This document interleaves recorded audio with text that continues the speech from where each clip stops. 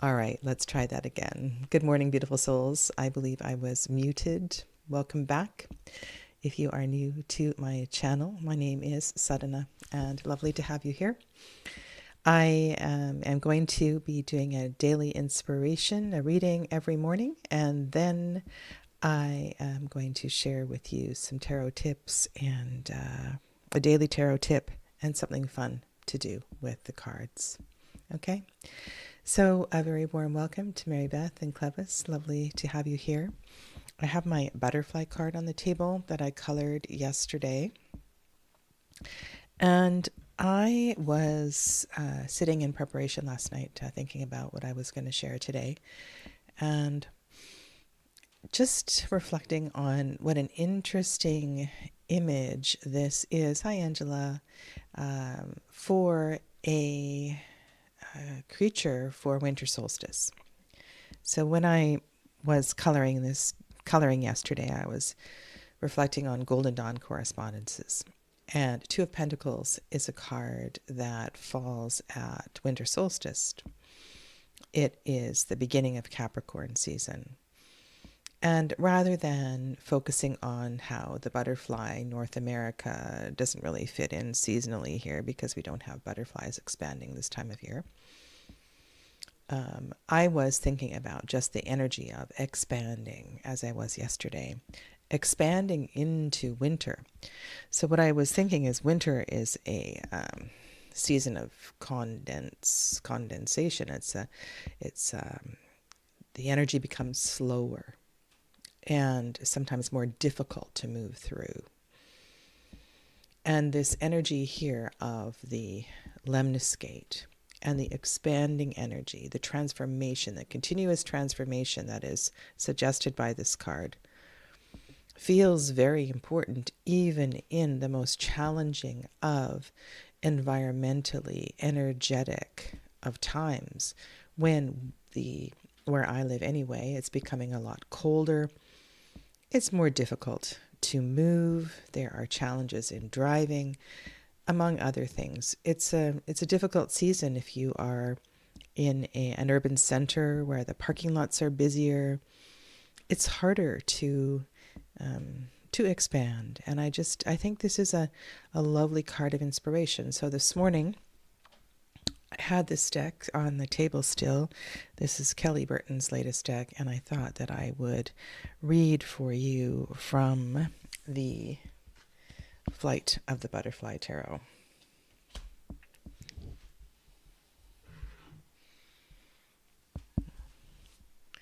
And move my cup of coffee out of the way before I knock it over.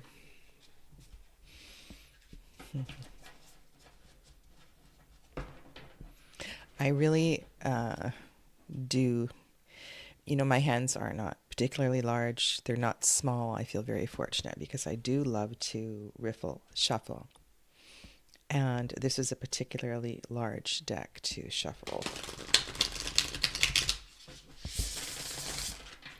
The cards are slightly oversized and of a GSM that creates a thicker deck as well too. All right, so my focus here is as we move towards winter, and I know we are days away. It's only the 2nd of December, and winter doesn't come for another 19 days, but it feels as if we're already sort of moving towards that. And how can we continue to expand? What is an important message for us when we are feeling overwhelmed by external forces that make us feel less able to move freely? And I use that in every sense, every possible metaphor of the word. And as always, I ask this message be in the highest for the greatest good, and that no harm be done. So be it.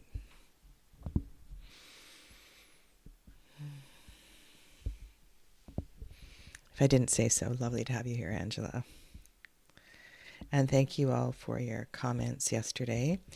If you're interested in well, I love hearing from you regardless of whether or not you want to join in the draw on the 24th of December.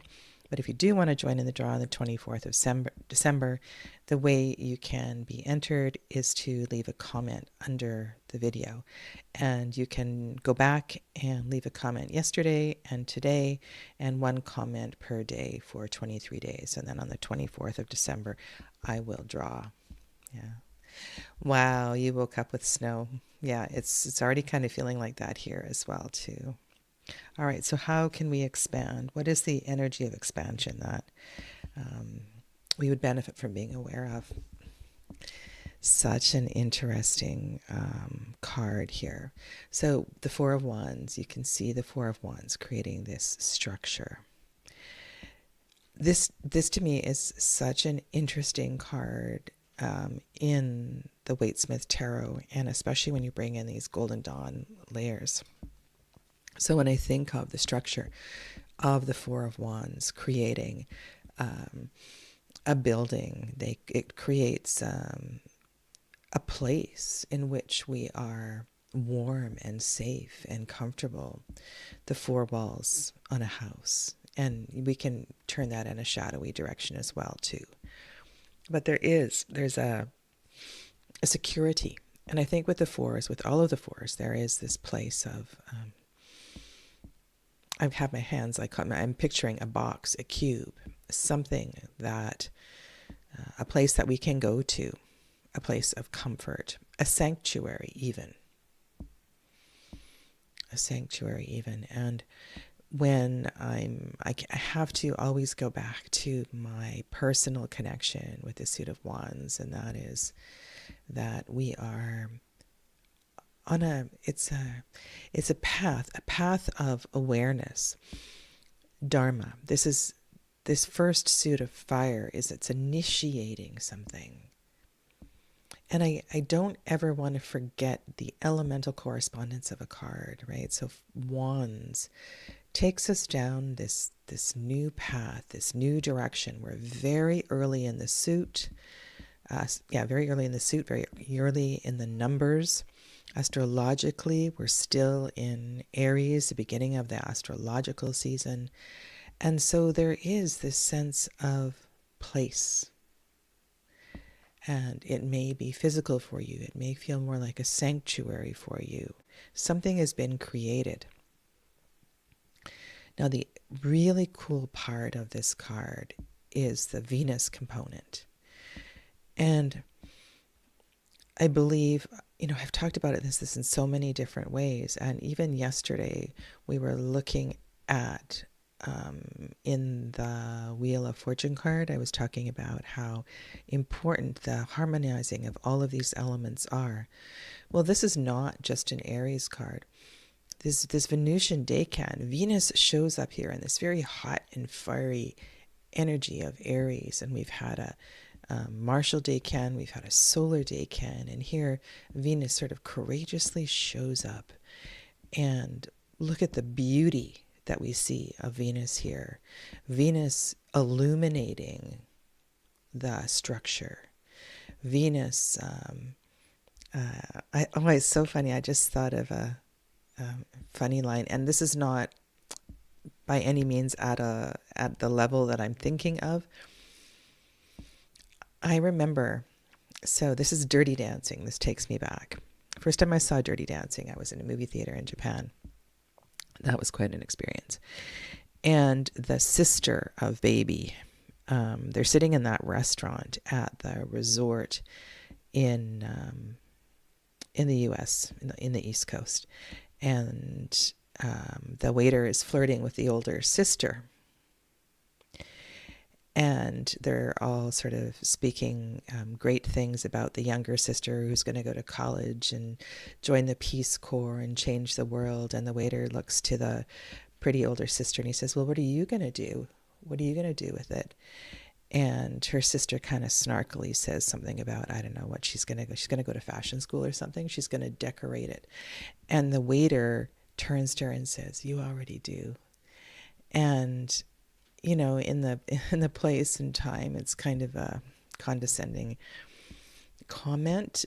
However, let's never undervalue the power, the importance, the strength, and the beauty of how Venus illuminates and brings beauty and sensuality and harmony to the strength of fire, the strength of the masculine.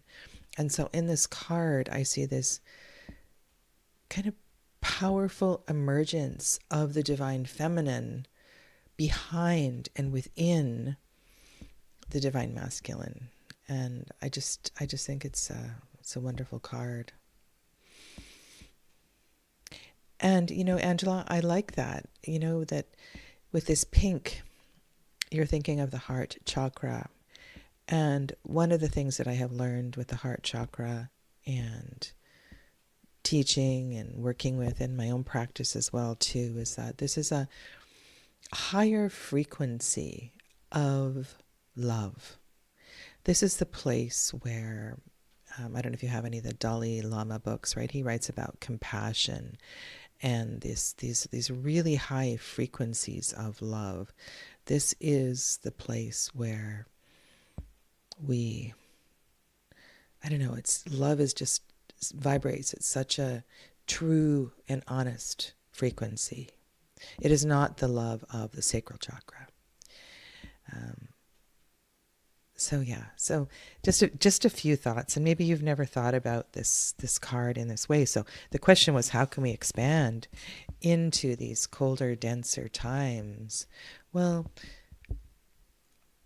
the beauty is really important. It really harmonizes structure. And think about that in whatever way you had been reflecting.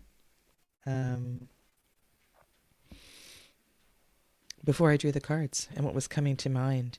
8 of Pentacles is the second card. So this is a very, I'm going to say Venusian color. Look at all the greens among the golds. And then we have 10 of Wands. I think a very, so we have two Wands cards. A very fitting reminder of where not to go, or maybe approaching. So there's two things with this card. And Kelly Burton doesn't put keywords on this particular deck, which I really like.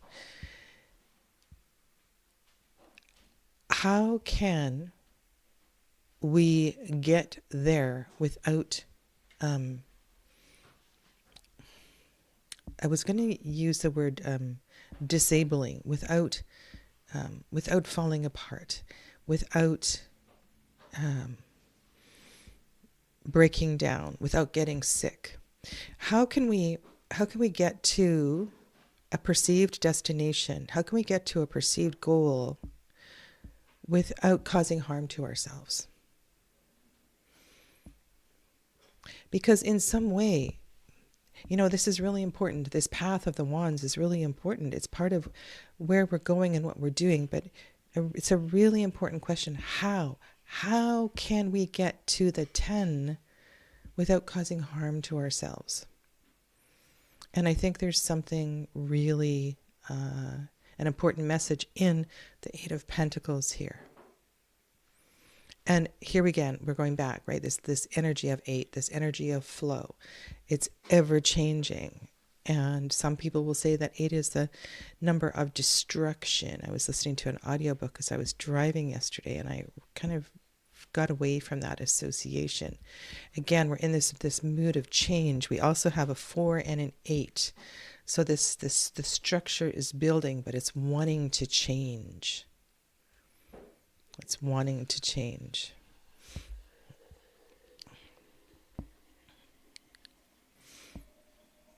Yeah, that's beautiful. And when you say that, Mary Beth, I also think of a post that I saw on Facebook, and I think it was how important it was, maybe in the Hermit's Cave Facebook group, how important the diversity in the tarot is, and the inclusivity and the embracing of all variations in the tarot. And there's so many places, but yes, absolutely, I agree with you. Now, when I go to, I just want to go to my Virgo chart here, my Golden Dawn wheel. It's early in the morning, and sometimes I don't see things clearly.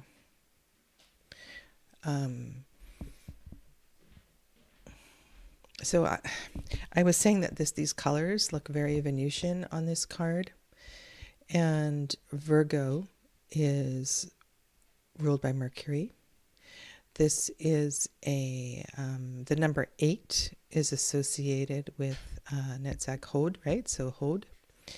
And I wonder here, because Kelly Burton is very versed in Golden Dawn and the tarot correspondences, and I wonder here if what she has done is seen Hod as harmonizing Netzach, seeing the 7 of the 7, or any 7 really, being harmonized by this 8 of Pentacles. And that's why she's brought in the color green, because she's fully aware of these color associations and how they connect to Golden Dawn colors. So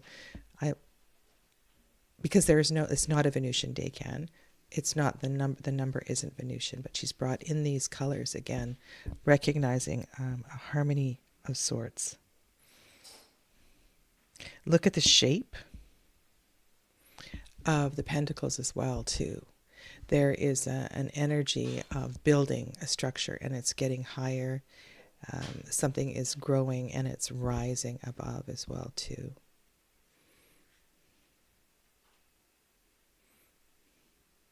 So I want to go back to that question. How can we expand, continue to expand into this season when we may feel that something is holding us back? Weather, health, any number of things. Well, I think the energy here is one of, the answer is to bring forward that which makes us feel and live life, and gives us full permission to be in the energy of what makes us as an individual feel good. This energy of sort of background Venus energy, background feminine, the divine goddess energy in the background of the masculine energy, allow that to shine, because it is so important in harmonizing everything. And you may illuminate a meeting, you may illuminate any sort of minor situation in a place through that awareness, and make everyone else able to come to a sigh of relief, or an exhale breath, or just take a moment to drink in the magic of the particular experience that you are in. Yeah. So allow your inner Venus to be a gift for those around you. And that is what is going to help you to expand. And that's what's going to help carry you through, and not, by not neglecting that, there'll be a better sense of wellness and ability to see things through.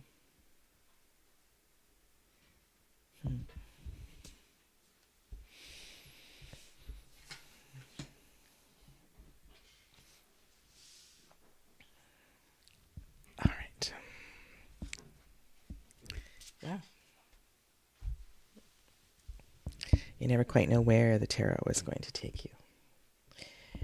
I'm going to go into the fun thing. And I think probably what I'm going to do in this series is combine the second and the third, wherever possible. This might look like a rather thin deck, and it is because I have removed the major arcana and I have removed the pages so that I have 52 cards here, like a playing card deck. So ace through 10, and I did take out the pages, so I have knight, queen, and king of each suit, making 52 cards, same number as a playing card deck.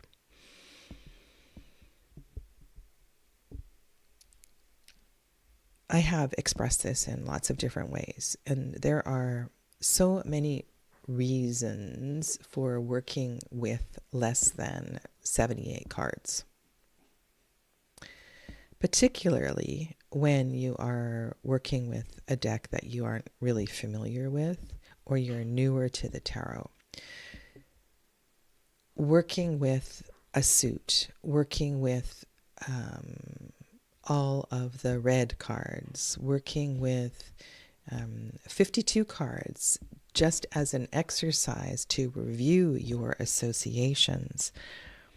Now this, I did a cartomancy study, or I attempted to do, and I worked with playing card decks, and I was trying to wrap my head around playing card associations. There's a series, it should be available on my YouTube channel,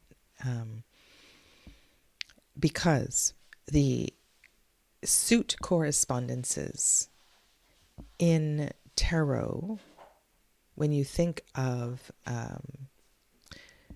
clubs, spades, diamonds, and hearts, is not consistent. There are a lot of schools of thought. And what I learned in this year-long 52-week study, I don't know if I quite got that far, was that when I am doing cartomancy with playing cards, it's not going to be the same as when I'm doing when I'm thinking of playing card suits with the tarot. Let me explain. So in the tarot, when I am looking at the suit of cups in terms of clubs and hearts and spades and diamonds, this is going to be the suit of hearts. And I think this is the suit that is most consistently associated with the suit of hearts. And I don't think most people will have a trouble with that. The suit of pentacles, however, is something that I learned is not always associated with diamonds. But in this case, today for this exercise, I'm going to be associating the suit of pentacles with diamonds. Why? Why diamonds? Well, this is the element of earth, and the diamond is the treasure that has been created by tremendous fire and intensity at the center of the earth. The diamonds are really our treasure. What if we thought of the suit of pentacles and always remembered that there is a star within the pentacle? There is a treasure within the pentacle. The suit of, when I'm working with tarot, this suit of swords is going to be the suit of spades. Okay, so that is what I'm going to be working with today. And the suit of wands is the suit of clubs.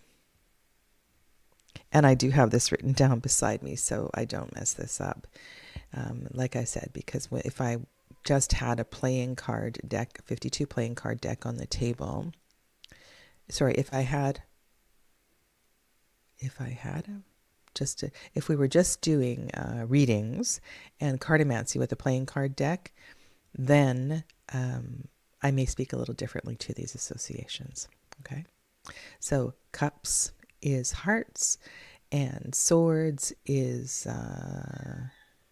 for the game today, swords is spades, and wands is clubs. If we need to have this information, and cups, sorry, I think you got it, right? You've got it? So my story goes like this. Sydney, where I live, I travel on a lot of ferries, and there's a lot of time to read and do other things while we are traveling. And I was traveling with my partner, and we like to play crib, and we did not have a playing card deck, which is really strange. Both of us usually have one at hand. However, not surprisingly, Sadhana had a tarot deck. And I said to George, I said, well, we can play crib with a tarot deck. And he kind of looks at me, and I explained how we could do that. So I took out the major arcana, and I took out the pages or the knights. You have to take out one or the other. And we played crib with that. So, yeah.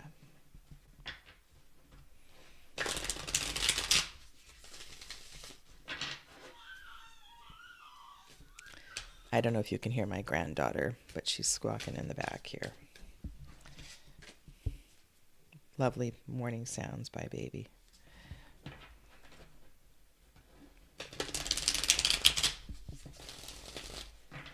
Okay, so just like I would with playing cards,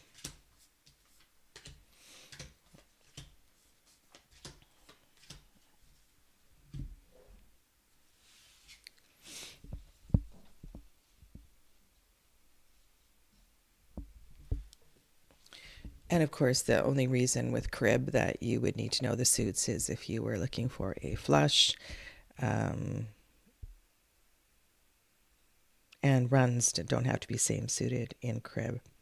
And this is really a good exercise because it's so much harder to do this. But can you see I've got a 15? I have a 15. I have 2 9s, so I don't have... Oh my goodness, I didn't deal enough cards.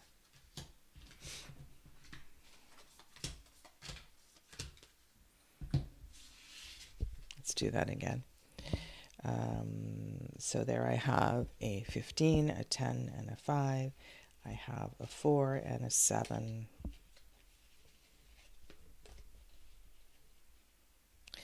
Do you know, I haven't done this for a while, and this is such a good, so I'm looking for an 8. I don't have an 8. Do I have a run? Let's put these in order. I have 10, 9, 9. I don't have an 8. That's too bad. I have a 5, and I haven't determined if it's, let's say it's my crib, okay? And those of you who play crib all the time are probably laughing at me here.